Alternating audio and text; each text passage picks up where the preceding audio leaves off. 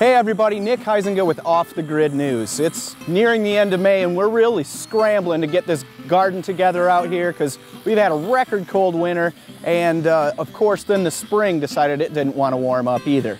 And most people think that they want to plant their tomatoes in middle of April or so when it gets to about 75 degrees, but really you want to wait till about right now to do it when nighttime temperatures don't drop below 55.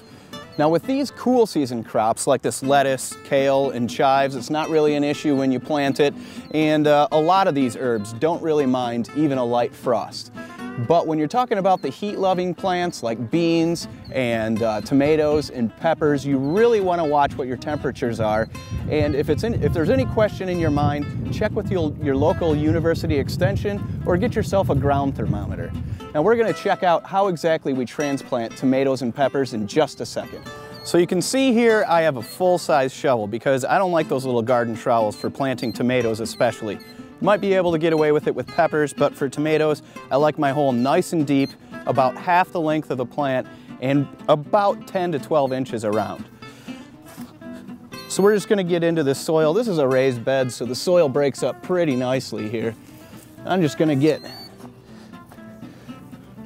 pretty far down in there. Now as you can see on my tomato, I've just kind of pinched off these lower leaves here and just leave about 3 or 4 leaves on the top here. Go ahead, pop it out of the cup and put it all the way down to the bottom of the hole. We're actually going to bury this thing all the way up to that bottom branch here, and this tomato will grow roots all the way up the stem over time. And in just a few weeks, it'll be all rooted out, and you'll get a lot more vigor out of this plant just by doing that. Now, peppers and eggplants are a little bit different to transplant. You do not want to bury as much of their stem, so you could probably get away with just using a garden trowel. I just have this shovel in my hand, so I'm going to use it. Get your hole about the depth of the cup that it's coming out of. Pop it out of the cup, and the same thing applies. You just want to make sure that, of course, your soil is nice and loose so that the roots can get it down in there, fill it up. And as always, you want to water them in as soon as you plant.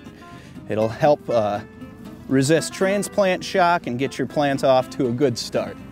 So remember, take your time getting those plants into the ground that enjoy hot temperatures like peppers and tomatoes and eggplants.